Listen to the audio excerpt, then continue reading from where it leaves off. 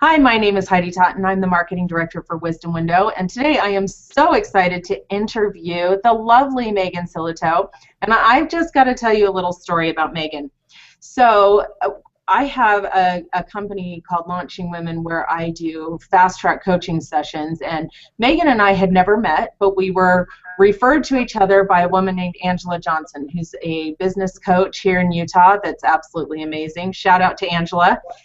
And Megan and I had a conversation on the phone, and I remember it was so funny because it was just, she has such high energy, and I loved that. And so when I went to her house and when we were getting ready for the fast track, I was really sick. And I walked in, and she had tea and honey and lemon and everything set out for me. And then what was really crazy cool is that all over her dining room table was construction paper and chalk. And I just remember walking in and saying, wow, you have a beautiful mind.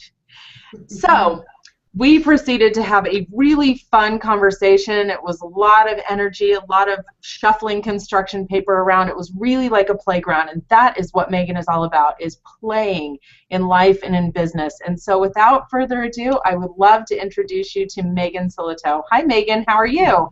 Hi, Heidi. That was a fun night. It was really fun. It was crazy. I want to acknowledge you as well, because sometimes when I get going with all my ideas,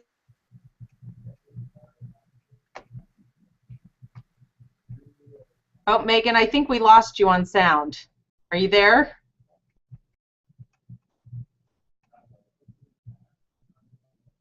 Can't hear you. Let's see.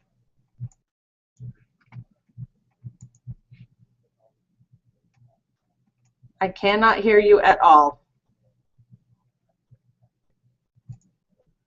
Okay, well, Megan gets her sound figured out.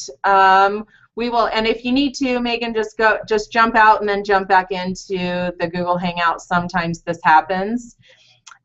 So we're going to talk about weird leadership, and I've been working with Megan on and off for the past few months and have seen the different things that she has done with her business. She had an entire series of events called Why Creativity that was just amazing. I mean, the way that her mind works and the way that she sees things and she sees these twists on business is just phenomenal. And then she also did a creativity explosion with Jack Barnard, and you can go and watch the Google Hangout that we did on that, explaining why people need creativity in business. I think often entrepreneurs they'll get kind of tied up in the nuts and bolts a little bit too much. And so Megan takes that to a new level and creates play in business. All right, are you there? Can you hear me now? I can hear you now.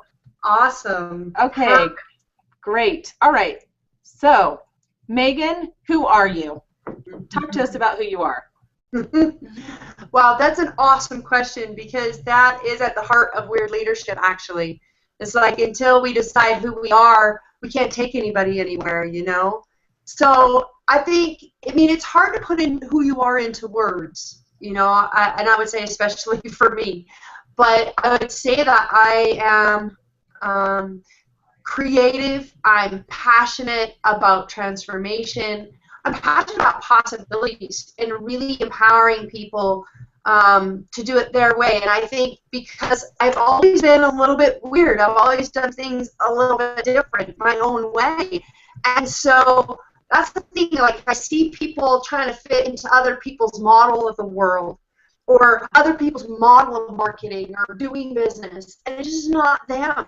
You know, I remember years ago when I was trying to enter the speaker circuit and putting on suits and all of this stuff, and I literally thought I was in drag. It felt like I was in drag because I was just trying to play someone else's game of how it was supposed to be done. And so I would say that I'm a liberator, like more than anything else. Like my intent is to liberate people from whatever version of prison they've got going on right now. And I've been in probably an ongoing process throughout my own life to liberate myself and to find places where I've put myself in jail and liberate myself. It's this little game I think I've decided to play on planet Earth. Is total liberation for all, including Megan. So. Perfect. Well, so Megan, everybody, and you just mentioned to me, you said I have like 8 stories. So everybody has a story. What is the story that and the experience that you went through? And you mentioned it a little bit in, you know, that we all need to know who we are in order to really step into weird leadership. But what is your backstory about how you came to know who you are? I would say that there's an evolution of that for sure. There's definitely some defining moments throughout my life where who I thought I was got undone. And that's happened over and over and over again, including my identity, like who I thought I was and my family was different. Like I found out when I was 16 that my sister was my mother. And so like I've had all of these really sort of evolutionary experiences that were really weird and maybe in some ways unrelatable because nobody could understand, like, hey, who are you? What are you going through? You know, because I just couldn't relate to it. And I would say that maybe because of that, I tried really hard to fit in or kind of do it the way that everybody was saying to do it. And I grew up in a very structured environment, and I'm not that at all. And like a lot of discipline and things like that. So I would say that there was this, in terms of weird leadership, there was a defining moment about 4.5 years ago where I kind of blew everything up. My relationship fell apart, and because I was running a community with my partner, all of that, you know, would influence all of that. It's just like almost everything I had built for 15 years went poof. And I think in part because I was overwhelmed. I was overworking, and I just wasn't paying attention to me. I wasn't paying attention to my old life, you know, my own life. And so there's something, Danielle Laporte had these little truth bombs she sends out every day, and one is like, that's great that you have all that success, but are you free? You know, and so to me, it's like, it doesn't matter what I'm creating. The process has to feel free. It has to be congruent with who I am. And even though I was doing really good work, and I would say that probably affected and changed thousands of lives during that time, I wasn't fully myself. I wasn't being myself. I wasn't operating from who I was. I wasn't playing enough. I was just working, because that's kind of was the model that I was trying to fit into. So I'd say that, you know, like probably, and for about a year, I was like, screw consciousness, screw transformation, I'm going to go drive a taxi, blah, you know, and I gave myself that opportunity to really unplug from definitions of who I thought I was. I unplugged from being a coach. If I never coach again, am I still okay? If I never teach again, am I still a good person? Do I still have impact if I'm not all these labels, right? And I think that was an awesome experience because I think a lot of people, they live into their label of who they think they are as opposed to who they really are. So I got this huge like identity crisis. Everything I thought I was went away again. And the benefit of that is as I began to rebuild and look around and go, okay, who am I? What do I really want? And I found that even on airplane, I was still coaching. Like, even if I ran away to Mexico, I'd probably start a group with the homeless people. No matter where I go, I want to liberate. I want to create transformation, and I can't do that. And for me, the lesson was I really have to do it in my way. On my terms, and actually that's going to make me more successful. And it's really true. I'm making more money and working way less and having way more fun. And I feel like that really is sort of weird leadership was birthed from the ashes in a way of that big kaboom. So recently, I think it was May, in the May time frame, you did a really incredible series of events called Why Creativity, the Creativity Explosion, and then that kind of launched into Weird Leadership. So tell us about Why Creativity and the Creativity Explosion and how that came about. Well, creativity is, in my opinion, is code word for leadership. There's a little exercise that I do that I'll let people in on, and it's code for what I'm calling weird leadership in a way, because I did this little exercise where I have people define creativity. What is it? And I have this whiteboard full of 75 words, and they're all kind of fun, awesome words. And then I erase the word creativity and put the word leadership. Is there anything that doesn't belong of these words under the definition of leadership? And there isn't. You cannot find a word that means creativity that does not also mean good leadership. And so for me, and I know I'm talking about leadership to describe creativity, but I'll come back around. But to me, I got feedback about 2 years ago from my coach about being a leader, and I was like, what do you mean by that? I don't understand. And I started looking around at what I saw the information about leadership was, and I was like, well, I hope I'm not that. Because what I saw was people standing, wearing the same thing, saying the same thing, here, come be like me. Oh, we lost you again. We lost you. Okay. So let's try again what we were just doing, but while we're figuring out the sound, and we've had some storms here in Salt Lake, and so I wonder if that's affecting the sound and the internet a little bit. But I love the idea of brainstorming and mind mapping the word creativity and putting a lot of different words under creativity and then shifting that to leadership. And I wonder, I'm going to challenge our viewers to do just that, to write down creativity and what creativity means to you, and then swap out leadership, because we all have different leadership styles, and leadership is not just one thing. It's not just one way of doing things. It's your way of doing things to lead the people that are following you. Am I right, Megan? Oh, she dropped off. Okay. So when we talk about making these shifts in our lives and making these changes, I love how Megan has allowed herself to transform because she realized that she wasn't fitting in with the mold with the script that she was handed when she was a child. And so, are you there, Megan? Can we hear you? Can you hear me now? Yes, we can. All right, so let's jump back in. Okay, excellent. So anyway, what I saw modeled as leadership in the seminars and the books and things like that was more of this process of, here, come do what I say, come do what I do, here's the 7 keys.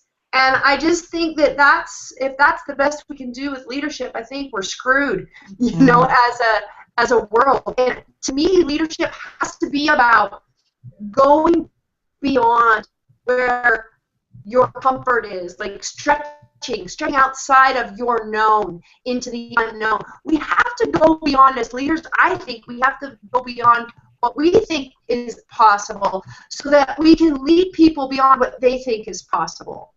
So instead of come do as I do, it's more like, hey, come to the edge. Come to the edge of the cliff with me. Let's see if we can expand the boundaries of what we thought was possible. And by the way, it might not look like anyone else has ever done before, and hopefully not. Hopefully what we're doing as leaders, as creators, is going beyond what's happened before. And so to that end, I think creativity is the most essential skill of a leader, is that I'm always expressing and expanding my ability to create and express in as many different forms as is fun to me. And that's kind of where the creative explosion dovetails. My crazy mentor is actually my speaking coach, Jack Barnard. He's an improv genius, an improv master, and he's produced and written plays, he composes music. I mean, he's like crazy creator, genius guy. But I met him several years ago, and after doing a speaking boot camp, I noticed that there's all these characters coming through me, and I was like, "Wow, this is weird. This is weird, right?" But it was a vehicle for me to learn how to be in the moment. And that's what I had this series that I taught years ago called Improv Your Life instead of Improve Your Life. So like, let's make it up. What wants to happen now? Like, and to me, part of weird leadership is getting present, getting in this moment. Like, if the strategy you came up with 2 months ago isn't working, like, you need to be present enough to go, there's a change needed right now. And I know what that is because I'm in this moment. I'm really connected to it. I'm present.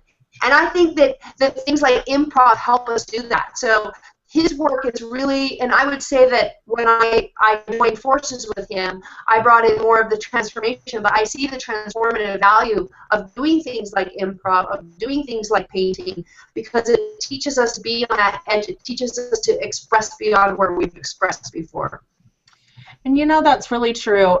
Back in January, February, I think it was February, I love personal development. I love doing things that kind of expand my brain.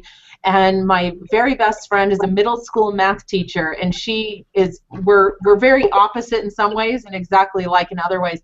And we went to Marilyn Sorensen and Heather Lauder's, it was a intuition board night.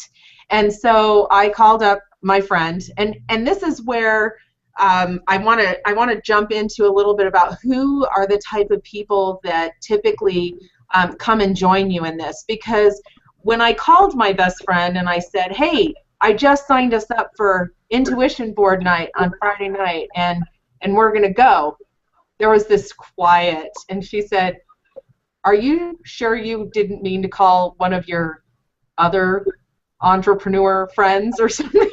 She was just, and I said, "No, I only require you to develop personally once a year, and this is the event that you're going to come to."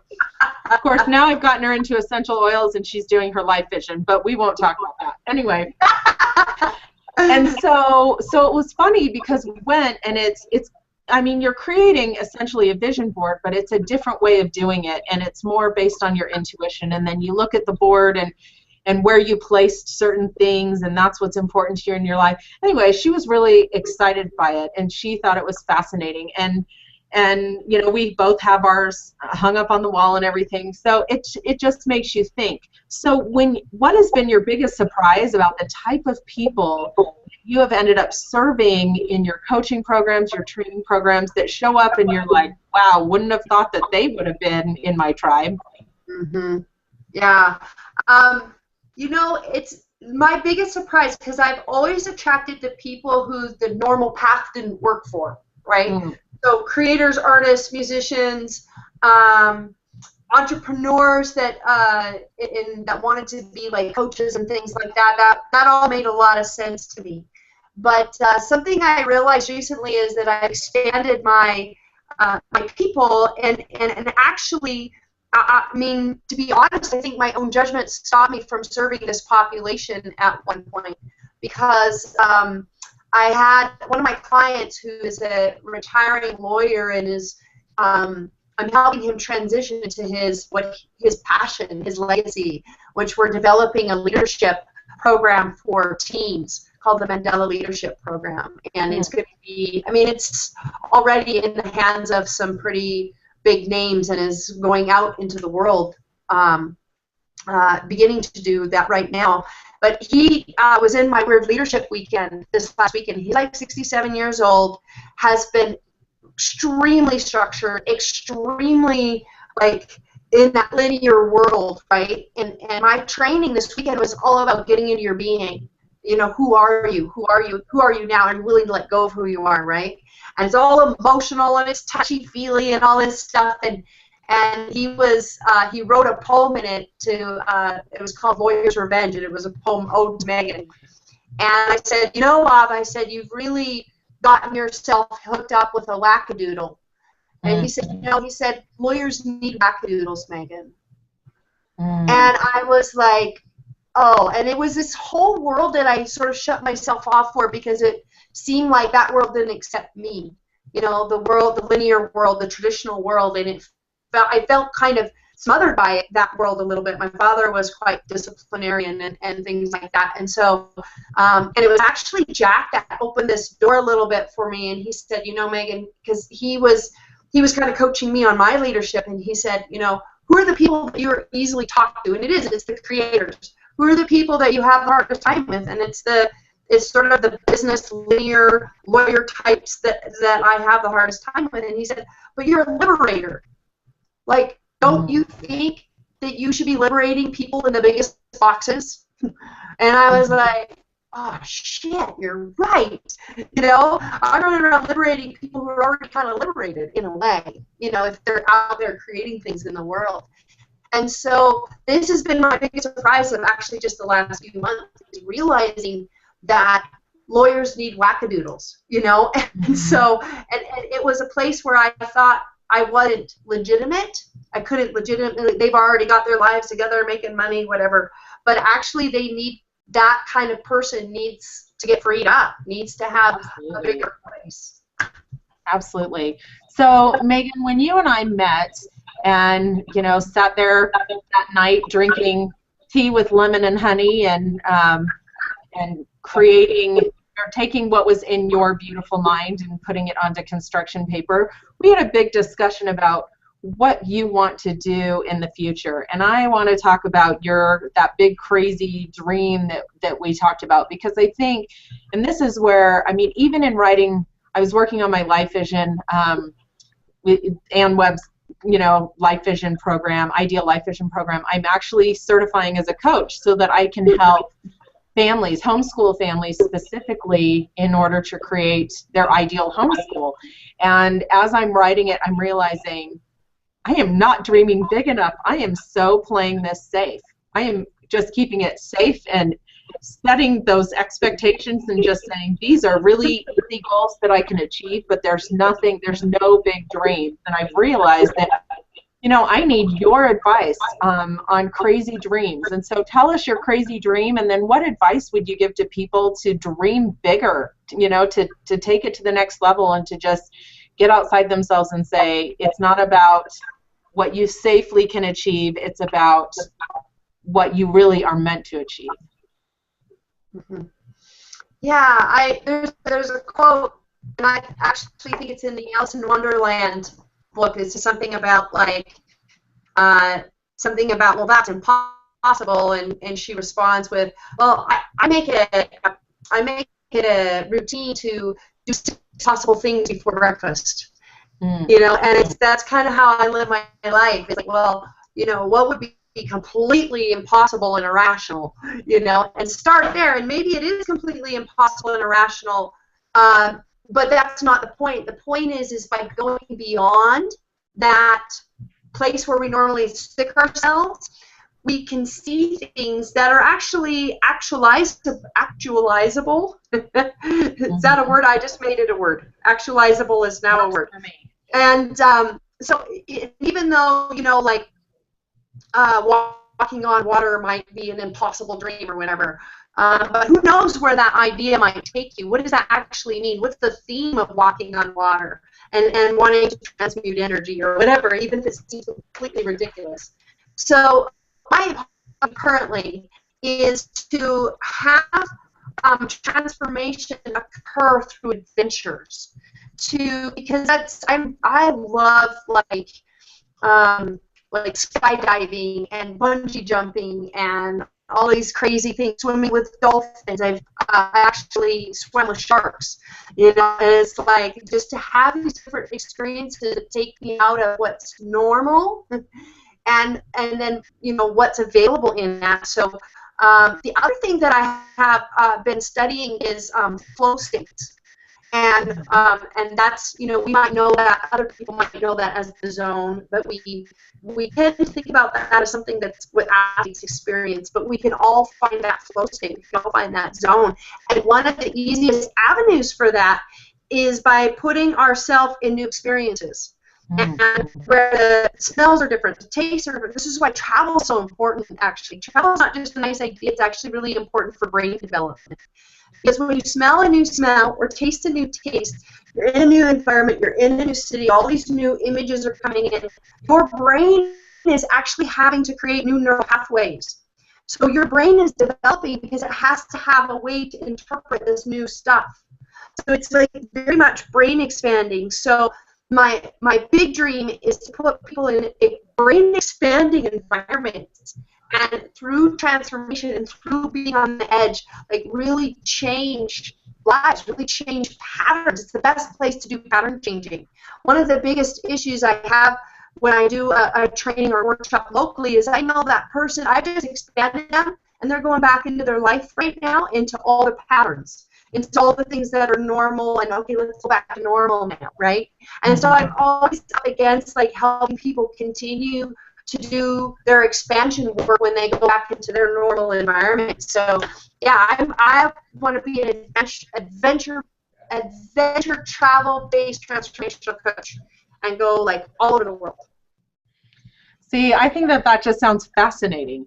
And, you know, I remember when we sat down and we talked that what I said to you was, oh, that's not really my thing. Like, I'm not, you know, I'm probably not going to jump out of a plane or bungee jump or anything. I have this really irrational fear of heights that was handed down generation to generation. And I wish I could say it was just, you know, a generational transmission thing and that it's like my grandmother's fear, but I know it's really, it really is my fear.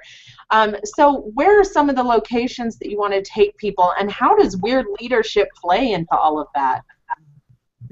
Those are big questions. I actually have my first training set up at a retreat center by the name of Kalani on the Big Island, and my partner and I are doing relationships, adventure relationships coaching training.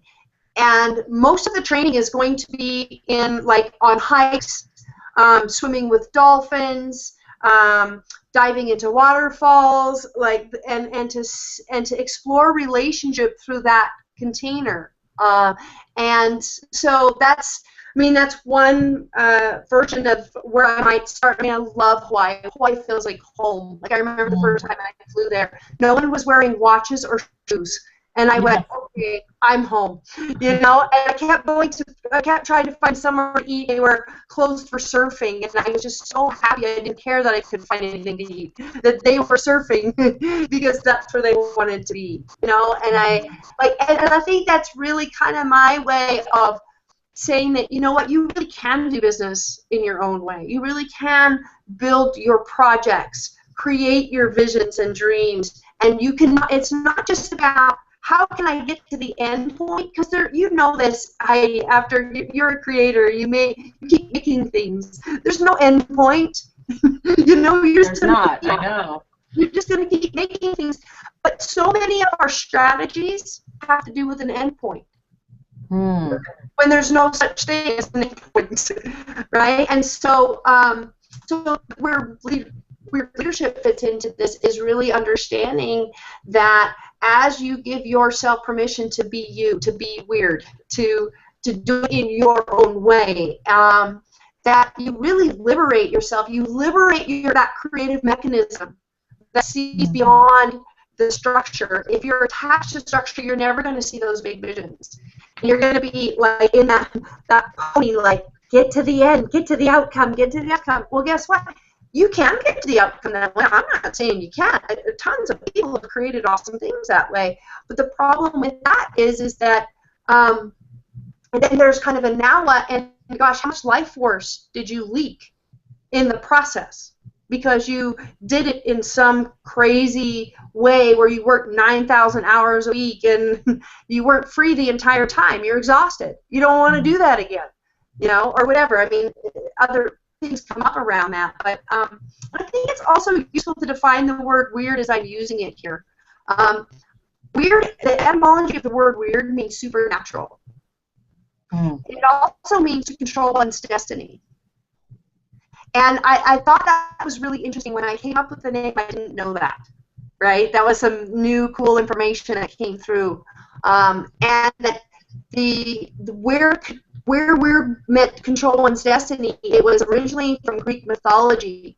It was called the three goddesses of fate, and they were called the three weird sisters. And and they literally harness the powers of nature. And if you wanted to shift something in your destiny, you got to go talk to one of these old babes, right? And you had to like figure it out with her. Like she'd be like, okay, you got to forgive your neighbor if you want this thing to happen. Oh, shit, you know. And so when patriarchy took over, weird became a bad word, because it was, the intent was to disempower the feminine. And so when I say weird, I mean those intangible, invisible aspects of ourselves that are really our power source.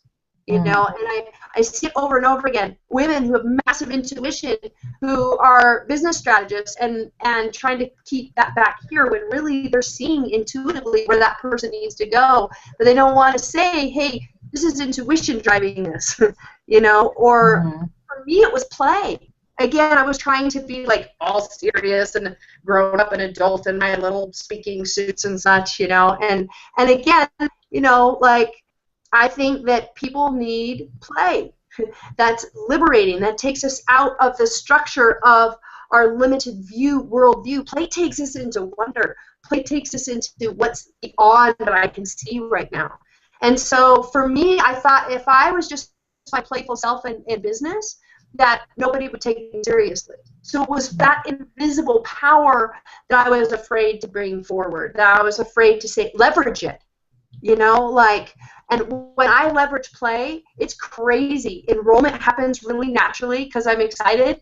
People go, what are you doing? You know, I had one of my clients says, you know, when other people enroll me, I feel like they're beating me over the head and dragging me in the bus. When you're enrolling me, I feel like you're driving by in this party van, and you're like, hey, Ronnie, you want to come play? And he's afraid that if he doesn't get in the van, he's going to miss out.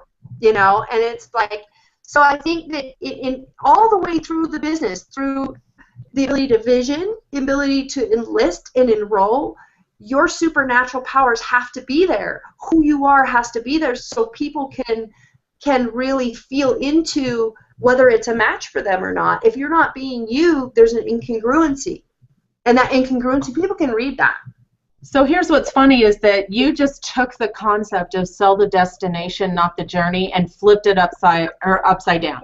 Because if somebody drives by in a bus and I think, I want to get on that bus because I don't want to miss it, just in case there's something really interesting that's going to happen. So your supernatural power is to help people understand that the journey is really part of the transformation. And the theme that I'm getting in all of this and talking to you is when you have experiences outside of your structure, then that creates new opportunities for leadership that you didn't even know, whether it's travel or whether it's events that go out of your structure, anything. It gives you a new view of the world that you can put into how you lead others. And that also, it's really about being present and enjoying what you're doing right now and letting go of it needing to look a certain way in business for you to succeed. That what the big focus is to find out what your supernatural power is and how you really help people. And when you can find that out, then everything shifts into alignment, and the creation process and the people that you're meant to serve show up because you're living exactly how you're supposed to be living and doing what you're supposed to be doing. Am I getting this right? In fact, not only are you getting it right, but you're saying it so much more clearly. Well, I'm structured like that. Yes, I love that. Because that is part of some people's gifts. I don't want to say that everybody should throw their structure away. That's not what I'm saying. Right. What I'm saying is because sometimes structure is a supernatural power. And I've told you that before. Like, for me, what you can do with structure is so sexy, because it's like you can take my crazy brain and give it some vehicles, give it some channels, and I think that that's really beautiful. What I think is that we all have these gifts. Every gift has a shadow side, right? So my crazy wackadoodle self, the shadow side is sometimes like I'm not sure how to get that into a vehicle that can reach people. You know? Well, I'll provide the bus if you just provide the paint to make it crazy, right? Yes, Yes, yes, yes, yes, yes. And that's the truth. That's also true, because if I'm sitting there trying to be good at structure when I'm really not, then I'm taking your job away from you, you know, and making what you do less beautiful. And by the way, I'm pulling my hair out if I'm trying to be good at structure. So, you know, but at the same time, the shadow side of structure is sometimes that we can't vision as big as we really want. We can't see the bigger visions for ourselves because we're stuck in the what we think is realistic, right? Yeah. So I think it's really about kind of busting out of whatever box we're in and going to that next level. So I will make that bus crazy looking, and we're gonna get some really cool music. And so we're going to be blaring that as we're driving along, and let's see who hops in. Perfect. Well, Megan, I really want to thank you for joining me today. And, you know, it's so timely because last night I was sitting down and I was building out, because I homeschool, I was building out the kind of map for my kids for the year, and I realized school doesn't start for a month, but I, you know, like to give myself time. And so as I was doing it, I realized, like, I need to map this out, and I need to make it really rigid and everything. And talking to you, I'm ready to just say, let's go and spend a year in Greece, kids, you know, or something like that. Yes! And maybe that would be a little too crazy for me, but the concept of being able to say, because I have a little girl that does not fit into structure. My son, he wants an itemized list. My daughter is more like, there's a butterfly, go chase it. So creating a hybrid program, but you know, making it so that people can show up in their creativity and show up who they are. It's almost like, here's the structure. Now you put in whatever looks pretty to you. Here's the bus. I mean, I like that analogy. Here's the bus. You paint it. You add the music. You do all of that. But here's the bus that's going to take you there. So that's what me interviewing you today is so timely, because in my mind I'm now saying I need to provide the bus and they need to provide the music and the paint job. Yes. Yes. Yes. Okay. That's exciting. I want to just throw out, you had asked earlier about, you know, how could people really get beyond their sort of limited visions, and what a really great exercise, and it's so simple, and you can do it through writing or you could do it with a partner, is just to say, have somebody ask you what you want and to keep saying what would be better than that. Either in a written form or in a verbal form. I'm writing this down. What do you want? And I don't know if you have time, but we could do it for a couple of minutes so that they could see where it might lead. Let's do it. Process. Yeah. So, and we could do it around anything. We could do it around homeschooling. We could do it around your business. Just see what comes up. Okay. So, Heidi, what do you want?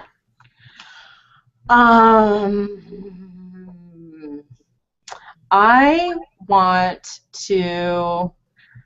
I love automation and I love structure. So I want to be able to create programs. I want to be able to create buses. That's what I'm shifting that into my vision, is I want to be able to create buses so that people can use it as a vehicle for their business, but you can paint it and you can add music to it but I want to help create the bus for that to happen. That's awesome. And even better than that. What would be better than that is if I could automate that process so much that literally I just hand it to them. It's a brand new shiny it's a brand new shiny 1974 Volkswagen bus. You know, so let's go retro. But it's but automate it so much and be able to ask the right questions to pull things out of people that they're really wanting in their life and in their business, so that the creation of the vehicle takes place because the person is able to just, like, I'm able to just give it to them through automation. That would be awesome. Oh, we lost sound again. So I'm just going to say, what would be better than that? What would be better than that is, what would be better than that would be to, see, this is what's hard for me. This is where I need Megan's brain and Megan's creativity. But what would be better than automating it all would be to be able to see the transformation that takes place in people. So it's not just creating the bus, but getting the feedback that, wow, this bus that you gave me, it made such a difference in my life. It was magical. It became the magical bus. That would be fantastic, to be able to not only create the bus, but to see the results, because I empowered the person to take it on themselves and take it to the next level themselves. You're there again. Can you hear me now? Yep. Oh, awesome. Hey, you didn't need me at all. You're awesome. Well, I love that I can write this down, and I love this. I'm going to go home and I'm going to do it with my kids today. I'm going to say, what do you want? What would be better than that? What would be better than that? I've got to teach them how to dream beyond iPods and DSs and Rio 2, which my kids have been 6, so we've been watching Rio 2 like 60 times a day, and it's driving me crazy. So, yeah.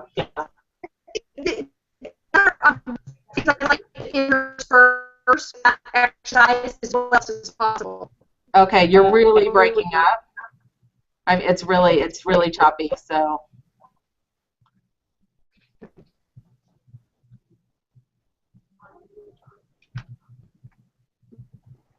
Okay, how about now? Oh, that's a lot better. Okay, awesome. So another phrase I like to use in this game, this question game, is what else is possible? Oh, okay. So what else is possible? And what would that give you? So sometimes it's like what they're saying needs to be more defined. They need to connect to it emotionally. So it's like, you know, so my next question for you probably would have been, and what would that give you? You know, if you could create this magical automated bus system for people, what would be the benefit or value to you of creating that? Well, it would definitely be freedom. You know, I spend so much time sitting down one-on-one with people, where if I could serve more people, which I think is really possible and also necessary, you know, when we talk, I love sitting down with people and doing these fast track sessions, but when but then I'm working just with one person.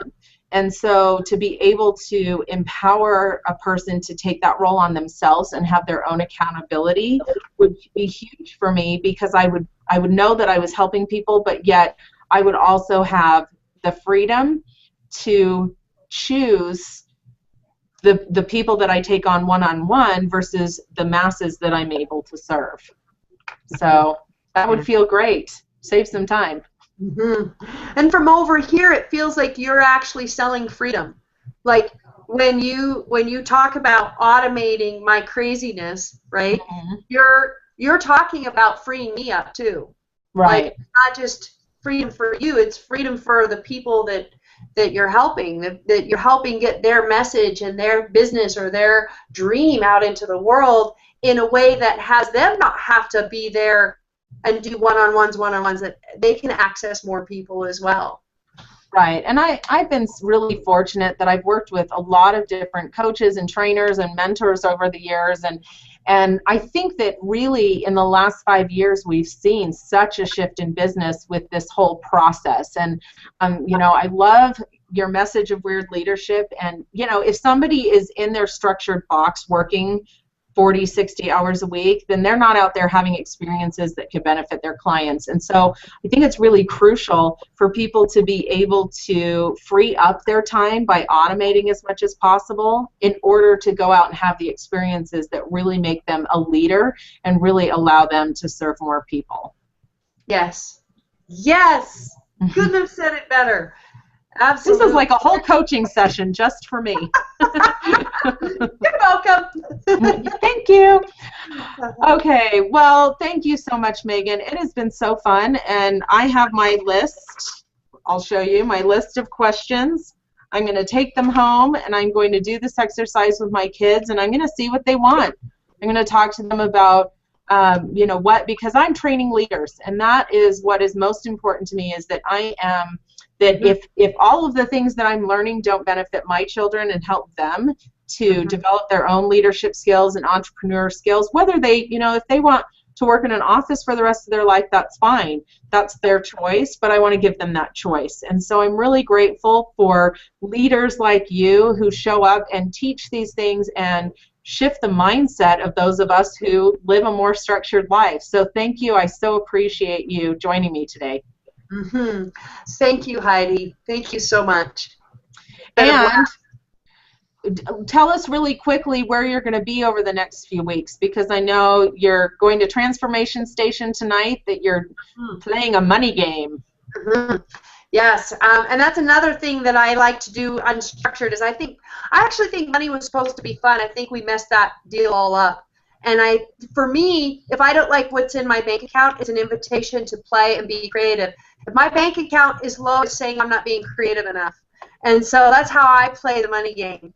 And so tonight, yes, I am at Transformation Station from 7 to 9. If you go to my Facebook page, Megan Sillito, you can see the little advertisement for it. It's I think it's 1111 Brickyard, 7 to 9 tonight.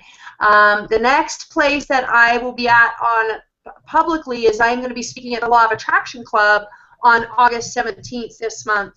And that's from 2 to 3:30 on Monday the 17th, and it's at the Lotus in Draper. And you can find out about that. If you go to megansillito.com and get on my newsletter list, you're going to get like a kind of where's Megan in the city, and you can come get little tasters of what I do. Perfect. Okay, well, thank you so much. And if you are local to Salt Lake, these are going to be fantastic events. I've seen her brain. I know what's in it, and I am grateful to be the recipient of her experiences.